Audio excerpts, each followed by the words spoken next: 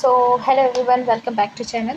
सो इस वीडियो में हम लोग, इससे पहले वाले वीडियो में हम लोग यूनिट एंड मेजरमेंट कर लिया है एंड इंस्ट्रूमेंट और स्केल्स के बारे में पढ़ लिया। 2 पार्ट हमारा कंप्लीट हो चुका है। ये हमारा मेन यहाँ से चैप्टर स्टार्ट होता है फिजिक्स का, जिससे हम लोग क्वेश्चन देखेंगे। ठीक है, तो ये हमारा टॉपिक है मैकेनिक्स, जिसमें हम लोग मोशंस वगैरह के बारे में, वर्क, पावर, एनर्जी के बारे में पढ़ेंगे। ठीक है, तो स्टार्ट करते हैं फर्स्ट क्वेश्चन से। टाइम वेस्ट नहीं करते, जल्दी जल्दी हम लोग सॉल्व करते हैं। सो हमारा जो पहला क्वेश्चन है उसके बारे में देखते हैं। In which what is the law in which under same conditions of temperatures and pressures equal volumes for all the gas contains equal number of mole. ठीक है, तो बेसिकली क्या बोल रहा है, ये तुम्हारा केमिस्ट्री में भी ये चीज़ तुमको देखने को मिलेगा। ये क्या है तुम्हारा, कौन सा लॉ जो है वो प्रोवाइड करता है same condition of temperature and pressures equal volume for all gases content equal number of moles. तो ये हो जाता है अवोगाड्रो लॉ। अवोगाड्रो लॉ जो होता है इसी का डेफिनेशन ही है तुम्हारा ये। ठीक है, तो अवोगाड्रो लॉ जो होता है इसका डेफिनेशन क्या है तुम्हारा, at the same temperature same है, प्रेशर सेम है, ऑल द आइडियल गैस, जितना भी आइडियल गैस है, have the same number of particles और molecules in the same volume. ठीक है, तो याद रहेगा अवोगाड्रो लॉ। अवोगाड्रो लॉ जो है ये क्या कहता है, अवोगाड्रो लॉ क्या कहता है, अवोगाड्रो लॉ जो है वो ये कहता है कि अगर टेम्परेचर और प्रेशर सेम है तो जितने भी आइडियल गैस होंगे उसमें जो नंबर ऑफ पार्टिकल्स या फिर मॉलिक्यूल्स होगा वो तुम्हारा सेम वॉल्यूम का होगा। ये बात कहता है तुम्हारा अवोगाड्रो लॉ। ठीक है, कोरोलिसिस फोर्स के बारे में अगर पढ़े होगे तो कोरोलिसिस फोर्स हम लोग ज्योग्राफी में पढ़ते हैं, जो कि क्या कहता है, विंड के डिफ्लेक्शन, अर्थ का रोटेशन होता है और विंड क्या होता है, अर्थ के रोटेशन की वजह से जो डिफ्लेक्ट होती है, वो जो डिफ्लेक्टिंग फोर्स होता है उसी को कोरोलिसिस इफेक्ट कहते हैं। ये आप लोग ज्योग्राफी में पढ़ोगे। ठीक है,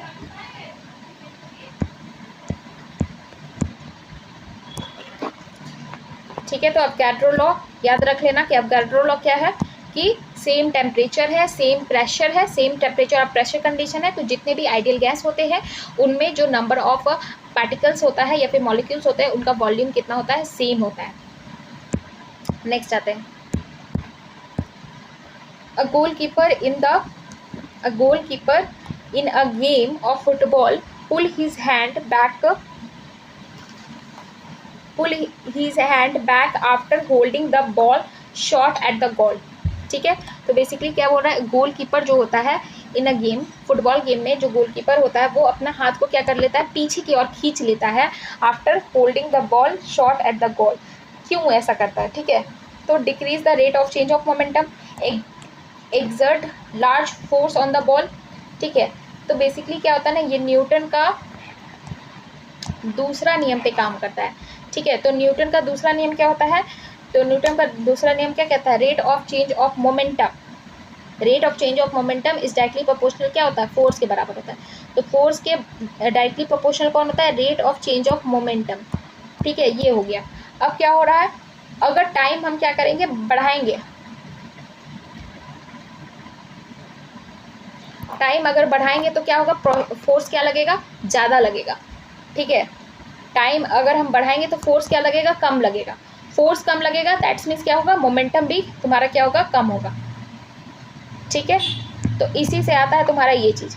तो ये क्या है, गोलकीपर क्या कर रहा है, हाथ को पीछे की ओर खींच लेता है बॉल के पकड़ने के टाइम। तो बॉल को अगर पहले पकड़ लेता, जैसे कि ये हमारा गोलकीपर है, ठीक है, इसका हैंड है, बॉल यहाँ पे इन्होंने कैच किया और एक बॉल इन्होंने हाथ को पीछे करके यहाँ पे कैच किया। तो यहाँ पे जो कैच किया, यहाँ पे टाइम क्या था, इसको कम मिला। टाइम कम मिला तो क्या हो गया, फोर्स इस पर ज़्यादा लगेगा। ठीक है, फोर्स इस पर ज़्यादा लगेगा, मतलब मोमेंटम भी क्या होगा, ज़्यादा होगा। ठीक है, बट अगर यहाँ पे देखें तो टाइम क्या हो गया, बढ़ गया, तो फोर्स क्या होगा, कम होगा। फोर्स कम होगा तो क्या होगा, मोमेंटम क्या होगा, कम होगा। ठीक है, इसलिए तुम्हारा मोमेंटम कम होगा, फोर्स कम होगा, तो क्या होगा, जो कीपर है उसको चोट क्या लगेगा, हाथ में कम लगेगा। तो गोलकीपर जो होता है वो बॉल को पकड़ने के लिए हाथ को पीछे की ओर खींच लेता है। क्यों? क्योंकि decrease the rate of change of momentum, momentum को घटाने के लिए। ठीक है, मोमेंटम को घटाने के लिए हाथ को पीछे खींच लेता है। ठीक है, तो देख लो यहाँ पे, when goalkeeper pull his hand backward after the holding the ball at the goalkeeper effectively increase the time. Time क्या होता है, बढ़ जाता है। ठीक है, कैच करने का टाइम क्या हो गया, बढ़ गया। टाइम का बढ़ने की वजह से मोमेंटम में चेंजेस आया। ठीक है, तो this action helps the rate of change of momentum जो होता है consequently force experience by the goalkeeper वो कम हो जाता है। ये जो प्रिंसिपल होता है ये इम्पल्स मोमेंटम थ्योरम पे काम करता है। इम्पल्स क्या होता है, इम्पल्स का मतलब क्या होता है, बहुत कम टाइम में बहुत लार्ज फोर्स को एग्जस्ट हो जाने को ही इम्पल्स कहते हैं। इम्पल्स क्या होता है, रुको यहाँ पे बताते हैं। देखो सब कुछ एकदम बेसिक जानकारी होना चाहिए तभी ये सब क्वेश्चन क्या होगा, ये सब एकदम थ्योरी बेस्ड क्वेश्चन है, ठीक है। देखो इम्पल्स क्या होता है, इम्पल्स देखो force is directly proportional to क्या होता है, rate of change of momentum upon time होता है, ठीक है। तो ये जो rate of change of momentum है is equals to force into time जो होता है, इसी को इम्पल्स कहते हैं। इम्पल्स का मतलब क्या होता है, इम्पल्स का मतलब होता है, इसी को इम्पल्स कहते हैं।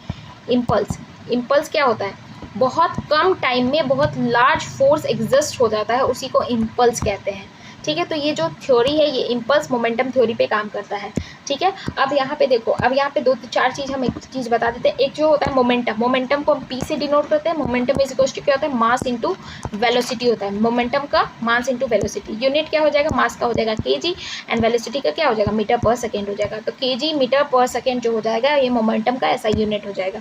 अब मोमेंटम जो होता है ये कैसा क्वांटिटी होता है, स्केलर होता है कि वेक्टर होता है, तो मोमेंटम जो होता है ये एक वेक्टर क्वांटिटी है, ठीक है। इम्पल्स जो होता है, इम्पल्स जो होता है इसका यूनिट क्या हो जाएगा भाई, इम्पल्स का यूनिट हो जाएगा न्यूटन सेकेंड हो जाएगा। इम्पल्स भी कैसा यूनिट है, तो इम्पल्स भी एक वेक्टर क्वांटिटी है, ठीक है। तो यहाँ पे बेसिक जानकारी था जो हमने प्रोवाइड करा दिया। आगे बढ़ते हैं। Next, when a stone is brought from the surface on the moon to the earth, then क्या बोल रहा है यहाँ पे, when a stone is brought from the surface of the moon to the earth, ठीक है। एक पत्थर को अगर हम मून से अर्थ पे लाते हैं तो क्या होगा, तो it mass will be change, it weight will be change but mass will be not change, both weight and mass change, neither mass और नादर वेट चेंज। देखो ये भी थ्योरी बेस्ड क्वेश्चन है। यहाँ पे क्या होता है ना, जैसे मास जो होता है ना, देखो मास जो होता है, ये एक चीज़ कान में डाल लो कि मास जो होता है ये कहीं पे भी चले जाओ, मून पे चले जाओ या फिर जुपिटर पे चले जाओ या फिर अर्थ पे ही रहो, कहीं पे भी चले जाओ, मास किसी ऑब्जेक्ट का क्या होता है, चेंज नहीं होता है। नो चेंज इन मास। अगर तुम प्लेस चेंज कर रहे हो तो उससे कोई इम्पैक्ट नहीं पड़ता है, मास कहीं पे भी चेंज नहीं होता है। अब रहा वेट, वेट क्या होता है, वेट क्या होता है, देखो weight is equal to force. Weight जो होता है वो फोर्स ही होता है। वेट इज इक्वल टू क्या लिखते हैं, मास अपॉन ग्रेविटी, ये हो जाता है weight. Force is equal to क्या लिखते हैं हम लोग, force is equal to M A लिखते हैं। तो उसी तरीके से वेट इज इक्वल टू हम लोग क्या लिखते हैं, एम जी लिखते हैं। मतलब किसी भी चीज़ का मास जो है वो ग्रेविटी के संदर्भ में कितना है उसी को हम लोग वेट कहते हैं। और ग्रेविटी जो होता है ये तो वेरी करता है, ग्रेविटी वेरी कर रहा है, दैट्स मीन्स क्या हो रहा है, वेट वेरी कर रहा है अकॉर्डिंग टू द ग्रेविटी। अगर हम अर्थ पे रहेंगे तो हमारा ग्रेविटी क्या हो जाता है, अगर हम अर्थ पे हैं तो हमारा ग्रेविटी क्या है, अगर हम अर्थ पे है तो ग्रेविटी 9.8 मीटर पर सेकेंड है, पर सेकेंड स्क्वायर है। बट अगर यही हम मून पे चले जाते हैं तो मून पे ग्रेविटी कितना हो जाता है, मून पे ग्रेविटी अर्थ के ग्रेविटी का 1/6 हो जाता है, ठीक है। तो मून पे अगर ग्रेविटी, मून का ग्रेविटी अर्थ मतलब अर्थ पे ग्रेविटी मून कितना हो जाता है, सॉरी मून पे ग्रेविटी कितना हो जाता है, तो 1/6 हो जाता है अर्थ पे, ठीक है। तो कोई भी चीज़ को अगर हम मून से अर्थ पे ला रहे हैं तो डेफिनेटली उसका क्या हो रहा है, वेट बदल रहा है, क्योंकि मून पे तो उसका वेट 1/6 था बट अर्थ पे जाके क्या हो जाएगा, उसका प्रॉपर वेट आ जाएगा जो था, ठीक है। बट मास जो होगा वो चेंज नहीं होगा। तो ये कॉन्सेप्ट इंपॉर्टेंट है कि फोर्स जो होता है वो वर्क, फोर्स जो होता है वो वेट के बराबर होता है। फोर्स और वेट क्या होता है, इक्वल होता है, ठीक है।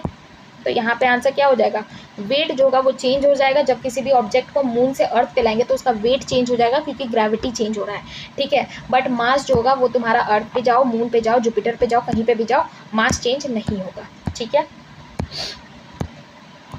Next, which of the following is not vector quantity, कौन सा वेक्टर क्वांटिटी नहीं है। वेक्टर क्वांटिटी क्या होता है, जिसमें डायरेक्शन और मैग्नीट्यूड होता है, साथ ही साथ वो ओबे करना चाहिए ट्रायंगल लॉ को, उसको हम वेक्टर क्वांटिटी कहते हैं। डिस्प्लेसमेंट वेक्टर क्वांटिटी है, डेफिनेटली हाँ है, क्योंकि डिस्प्लेसमेंट में डायरेक्शन लगता है। वेलोसिटी वेक्टर क्वांटिटी है, हाँ है, वेलोसिटी में डायरेक्शन लगता है। मास क्या, फोर्स क्या वेक्टर क्वांटिटी है, तो डेफिनेटली हाँ वेक्टर क्वांटिटी है फोर्स। और वॉल्यूम क्या वेक्टर क्वांटिटी है, नहीं, वॉल्यूम स्केलर क्वांटिटी है, ठीक है। तो ये भी बीपीएससी का क्वेश्चन था 2001 का। आगे बढ़ते हैं। इसमें भी फिर से यही क्वेश्चन है। ये कब का क्वेश्चन है पहले देख लेते हैं। 2021 का बीपीएससी का एग्जाम है का क्वेश्चन है। तो कौन सा वेक्टर क्वांटिटी नहीं है? स्पीड वेक्टर क्वांटिटी पहला ही हो गया। स्पीड जो है वो वेक्टर क्वांटिटी नहीं है, वेलोसिटी वेक्टर क्वांटिटी है, डिस्प्लेसमेंट वेक्टर क्वांटिटी अब भी यहाँ पे की है। ठीक है, टॉर्क जो है इंपॉर्टेंट है, टॉर्क जो है ये वेक्टर क्वांटिटी है, ये इंपॉर्टेंट है, आप लोग याद रख लेना। टॉर्क जो है वो वेक्टर क्वांटिटी, जो कि साइंस बैकग्राउंड से नहीं होंगे तो उनको टॉर्क के बारे में आइडिया नहीं होगा, तो ठीक है टॉर्क पढ़ लेना। टॉर्क जो है ये वेक्टर क्वांटिटी है।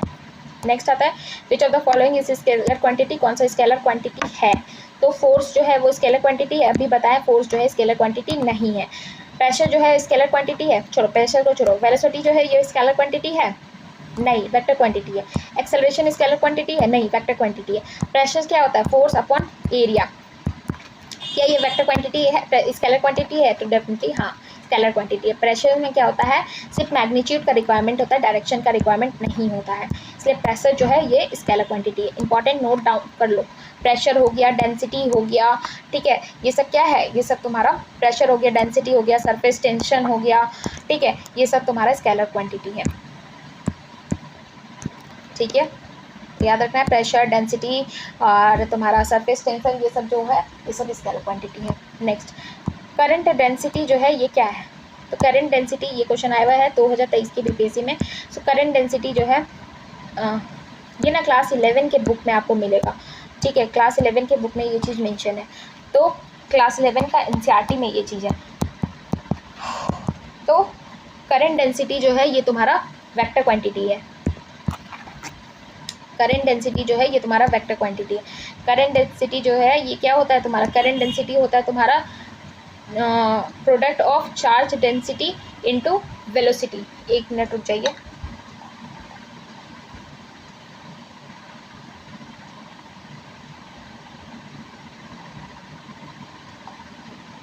Current density is equal to क्या होता है तुम्हारा? चार्ज इनटू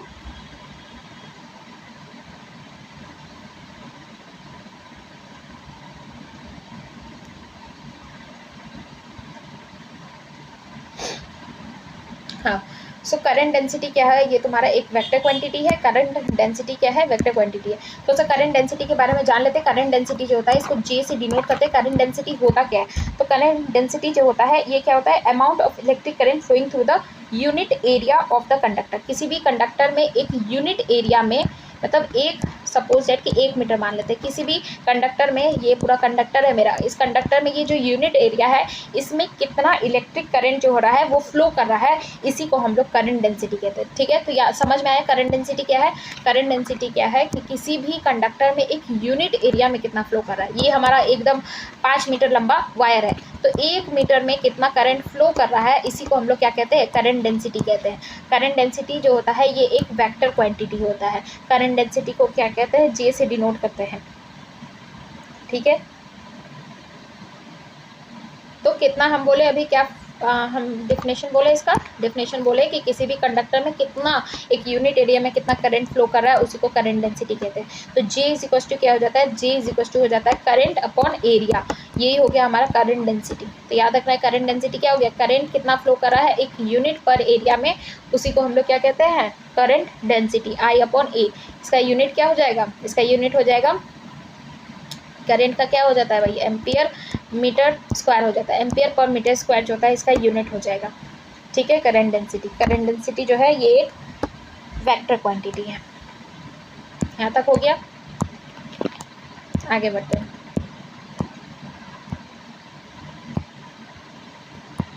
हाँ बीपीएससी 2022 का है, कौन सा है? सीडीपीओ का है। Sudden rise in the barometer height indicates. ठीक है ये इंपॉर्टेंट हो जाता है, ये बहुत इंपॉर्टेंट टॉपिक है। ठीक है कि सडन अगर राइज होता है बैरोमीटर में तो इसका इम्पैक्ट क्या पड़ता है। ठीक है ये वाला काफ़ी इंपॉर्टेंट हो जाता है, ये वाला थोड़ा सा ना आप लोग देख लेना। देखो जब बैरोमीटर जो होता है, बैरोमीटर क्या होता है? बैरोमीटर जो होता है ये एटमॉस्फेरिक प्रेशर को मेजर करने में इस्तेमाल किया जाता है। एटमॉस्फेरिक प्रेशर जब क्या होता है बैरोमीटर में सडन राइज होता है ना, बैरोमीटर में जब सडन राइज हो जाता है तो समझ जाओ कि क्या हो रहा है? स्ट्रॉम या फिर साइक्लोन आने वाला है। ठीक है जब क्या होता है सडन फॉल हो जाता है बैरोमीटर में, जब सडन फॉल हो जाता है तो समझ लो क्या हो रहा है? रेन आने वाला है, बारिश आने वाला है। जब बैरोमीटर में क्या होता है, स्लोली राइज होता है। जब बैरोमीटर जो होता है वो धीरे धीरे बढ़ता है, सडन राइज नहीं, जब धीरे धीरे बैरोमीटर बढ़ रहा है तो इस केसेस में समझ लो क्लियर वेदर है। ठीक है, क्लियर वेदर कब होता है, क्लियर वेदर कब होता है, तो क्लियर वेदर होता है तुम्हारा जब बैरोमीटर में स्लोली राइज हो रहा है। जब सडन राइज हो रहा है तो स्टॉर्म या फिर साइक्लोन आने वाला है, और जब तुम्हारा क्या बोलते हैं सडन फॉल हो गया है बैरोमीटर में, तब तुम्हारा पॉसिबल है कि रेन होने वाला है। ठीक है, तो ये चीज़ याद रख लेना। इसमें 3 केसेस बताए हैं, तो इसका आंसर क्या होगा, सडन राइज हो रहा है बैरोमीटर में, मतलब स्टॉर्म या फिर साइक्लोन आने वाला है। एक्सट्रीम ड्राई वेदर का ऐसे गड़बड़ हो गया क्या?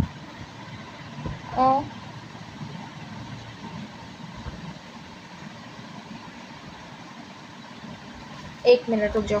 बैरोमीटर मेजर्स एयर प्रेशर्स, और rising barometer indicates increasing in the air pressures.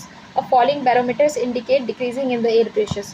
When the air is dry, cool and pleasant, barometer reading rises.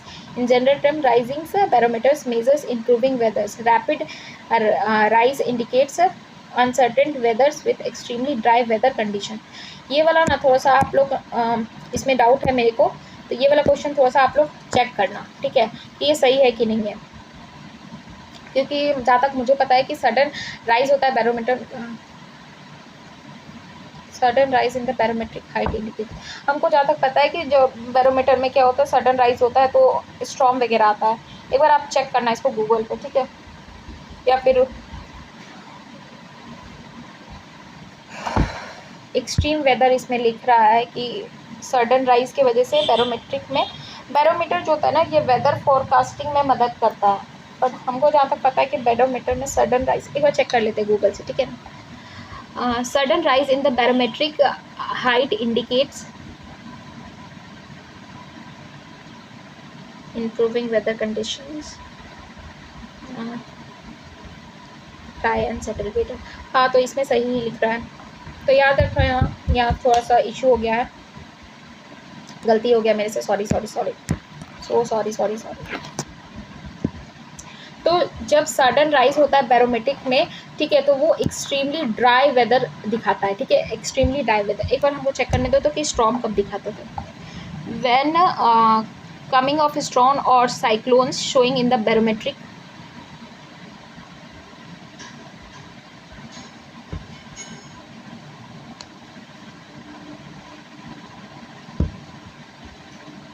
अच्छा यहाँ पे आप लोग ना करेक्ट कर लो, मैं भी करेक्ट कर लूँगी अपने नोट्स में, कि रैपिड फॉलिंग जो होता है मतलब कंटिन्यू बार बार बैरोमीटर जो हो रहा है वो रिड्यूस हो रहा है, rapidly falling barometer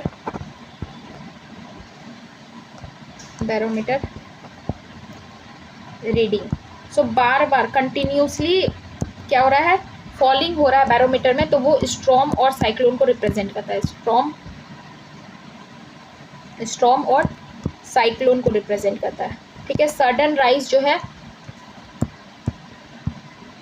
sudden rise अगर हो रहा है बैरोमीटर में तो वो रिप्रेजेंट किसको कर रहा है, एक्सट्रीम ड्राई वेदर को,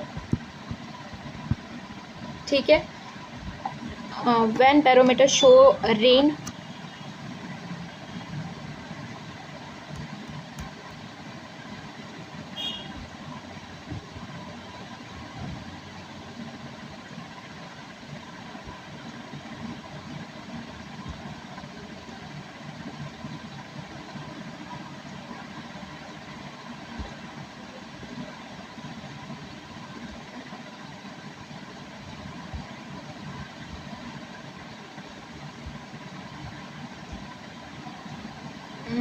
रेन का तो वैसे कुछ शो नहीं कर रहा।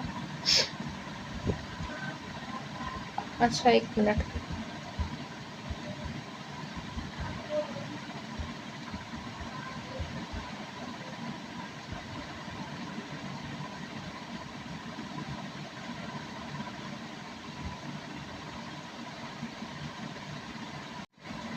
हाँ तो ये दो आप लोग लिख लो, बाकी आप लोग सर्च कर लेना, बिकॉज मेरे को इसमें थोड़ा डाउट हो रहा है, मिल नहीं रहा है, बट ये तो क्लियर है कि सडनली अगर बैरोमीटर में रैपिडली बार बार क्या हो रहा है, फॉल दिखा रहा है, तो वहाँ पे स्टॉर्म और साइक्लोन आने की संभावना है।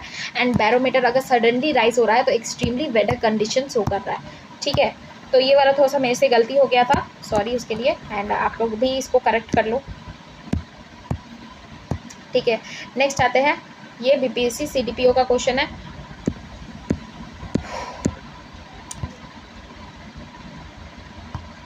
Time period of pendulum clock is, time period of pendulum clock is, तो टाइम पीरियड क्या होगा पेंडुलम क्लॉक का, तो 1 सेकेंड ये टाइम पीरियड होगा। ठीक है, एक बार देख लेते हैं। Time period is the time taken to cover one oscillations. Time period क्या होता है, ये जो पेंडुलम है हमारा, ये जो हमारा पेंडुलम है, ये 2 and 4 मोशन करता है, यहाँ पे आएगा, फिर उसके बाद ये घूम घूम के यहाँ पे आएगा।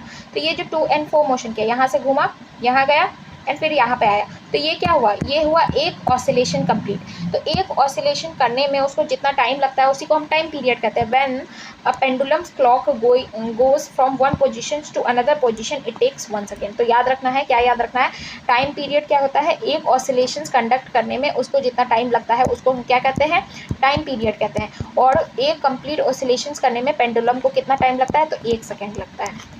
ठीक है, तो एक कंप्लीट ऑसिलेशंस करने में कितना टाइम पीरियड लगता है, 1 सेकेंड लगता है पेंडुलम को। Next, which physical quantity is represent the ratio of momentum and the velocity of the body. मतलब कौन सा फिजिकल क्वांटिटी है जो कि रेशियो किसका दिखा रहा है, मोमेंटम का, और momentum and the velocity. So momentum is equal to क्या होता है, मास इंटू वेलोसिटी होता है। अगर मोमेंटम और वेलोसिटी का अगर हमको रेशियो दिखाना है तो ये क्या रिप्रेजेंट करेगा, मास को रिप्रेजेंट करेगा ना। देखो भाई ऑप्शन में मास है, हाँ है, तो इसका आंसर क्या हो जाएगा, मास हो जाएगा, क्योंकि हम पहले ही वाला फॉर्मूला में बताए थे momentum is equal to mass into velocity होता है। और मोमेंटम और हमको वेलोसिटी का अगर रेशियो चाहिए तो हमको क्या रिप्रेजेंट करेगा, मास रिप्रेजेंट करेगा। ठीक है, नेक्स्ट आगे बढ़ते हैं। Next, which formula which of the following correct formula to find the acceleration. अगर हमको एक्सेलरेशन फाइंड करना है तो कौन सा फॉर्मूला सही है, तो देखो भाई, A is equal to U plus U minus V minus U upon T. तो एक्सेलरेशन क्या होता है, V final minus V initial upon T जो होता है rate of change of velocity जो होता है, यही तो एक्सेलरेशन होता है। Rate of change of velocity जो होता है यही एक्सेलरेशन होता है, तो यही तो हो गया। वी फाइनल को क्या कहते हैं, वी फाइनल को वी, वेलोसिटी फाइनल को वी लिखते हैं एंड वेलोसिटी इनिशियल को यू लिखते हैं। तो एक्सेलरेशन क्या होता है, rate of change of velocity. तो rate of change of velocity को ही एक्सेलरेशन कहते हैं। Acceleration rate of change of velocity V final minus V initial upon time जो होता है यही एक्सेलरेशन हो गया। एक्सेलरेशन का यूनिट क्या हो जाता है, तो मीटर पर सेकेंड स्क्वायर जो होता है एक्सेलरेशन का यूनिट हो जाता है। एक्सेलरेशन कैसा क्वांटिटी है, एक वेक्टर क्वांटिटी है। ठीक है, ये एडिशनल इंफॉर्मेशन। ठीक है, तो क्या हो जाएगा, ए आंसर हो जाएगा इसका। Next, force is the product of, force किसका प्रोडक्ट है, एफ इज इक्वल टू क्या होता है, Newton second law. Force is equal to mass into acceleration, तो मास इंटू एक्सेलरेशन जो है ये हमारा आंसर हो जाएगा।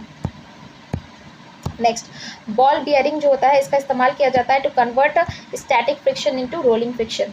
ठीक है, ये आंसर हो जाता है।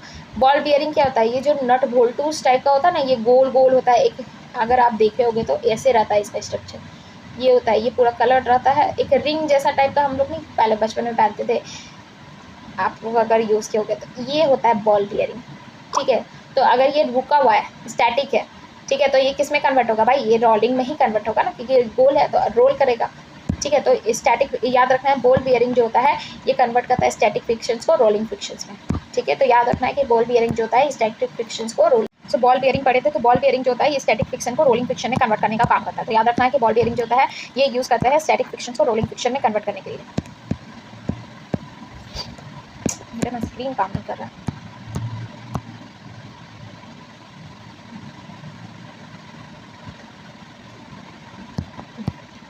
नेक्स्ट क्या है, विच of the following energy change involves frictional force. तो फ्रिक्शनल फोर्स होता है ये कौन सा एनर्जी में चेंज हो रहा है, काइनेटिक एनर्जी को हीट एनर्जी में कर रहे हैं तो क्या ये फ्रिक्शनल फोर्स हो रहा है, पोटेंशियल एनर्जी जो हो रहा है वो साउंड में हो रहा है तो क्या ये फ्रिक्शन हो रहा है, फ्रिक्शनल फोर्स में कन्वर्ट हो रहा है। नेक्स्ट क्या है, केमिकल एनर्जी जो है वो कन्वर्ट हो रहा है हीट एनर्जी में, तो क्या ये फ्रिक्शन फोर्स है, none of the above more than above. तो आंसर क्या होगा, kinetic energy converted into heat energy. Friction कब होता है? फ्रिक्शन क्या होता है? जब कोई ऑब्जेक्ट क्या होता है ना, सपोज दैट कि ये हम बॉक्स है, ठीक है, ये हमारा बॉक्स है, इधर हम क्या कर रहे हैं, इस पर फोर्स लगा रहे, तो ये फोर्स लगाने की वजह से ये बॉक्स जो है ये ड्रैग होकर यहाँ पे आ गया। अब ये बॉक्स जो है वो फिसल नहीं रहा है, क्यों? और बहुत धीरे धीरे चल रहा है, क्यों? क्योंकि जिस डायरेक्शन में फोर्स लगा है, सपोज इस डायरेक्शन में हम फोर्स लगा रहे हैं, तो इसके अपोजिट डायरेक्शन में जो जमीन फोर्स लगा रहा है उसको हम लोग कहते हैं फ्रिक्शन फोर्स। ये फ्रिक्शन फोर्स जो होता है, ये हमेशा जो फोर्स हम लोग एक्सटर्नल फोर्स लगाते हैं उसके अपोजिट डायरेक्शन में जो फोर्स लगता है उसको फ्रिक्शनल फोर्स कहते हैं। आज जब कोई भी बॉडी क्या होता है, फ्रिक्शन क्रिएट करता है, तो वो क्या जनरेट करता है? हीट जनरेट करता है। इसलिए काइनेटिक एनर्जी जो होता है वो हीट एनर्जी में कन्वर्ट हो जाता है। कब? फ्रिक्शनल फोर्स में। फ्रिक्शनल फोर्स में काइनेटिक एनर्जी जो होता है वो हीट एनर्जी में कन्वर्ट हो जाता है। ठीक है, नेक्स्ट आगे बढ़ते हैं। Next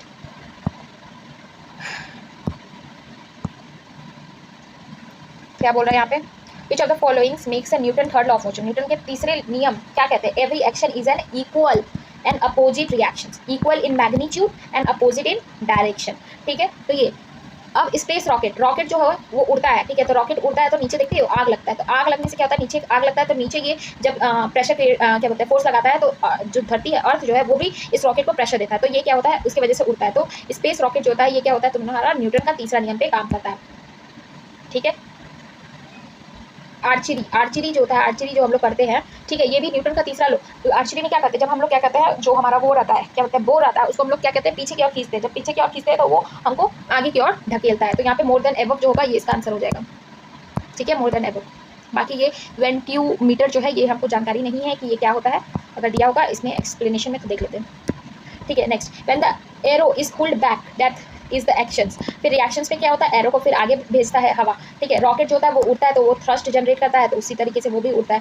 the engine produce hot exhaust gas which flow the. ठीक है, reaction thrusting oil. Hence rocket और आर्चरी, रॉकेट और आर्चरी जो है ये वर्क करता है न्यूटन का तीसरा लॉ पे, जबकि वेंट्यूरीमीटर जो होता है ये वर्क करता है बोवेंसी क्या है, बर्नौलीज प्रिंसिपल पे। ठीक है, तो याद रखना है कि ये जो वेंट्यूमीटर है, वेंट्यूरीमीटर है, ये बर्नौलीज प्रिंसिपल पे काम करता है, जबकि रॉकेट और जो तुम्हारा क्या बोलते हैं आर्चरी है ये तुम्हारा न्यूटन का तीसरा नियम पे काम करता है। अरे ठीक है, तो यहाँ तक आपको समझ में आ गया होगा। नेक्स्ट टॉपिक है क्या, वो टॉपिक खत्म हो गया, मोशन अंडर ग्रेविटी। अब यहाँ पे ग्रेविटेशन के बारे में थोड़ा सा हम पढ़ेंगे। ठीक है, तो ये मोशंस को लेकर जितना क्वेश्चन था 15 क्वेश्चन इधर देखने को मिला, ये हम लोग ने कवर कर लिया। सो इस वीडियो को यहीं पे रोकते हैं बिकॉज बहुत बीच बीच में कट हो गया, इसको ज्वाइन करना पड़ेगा। So hope you like my videos, thanks for watching, see you in the next video, bye bye everyone.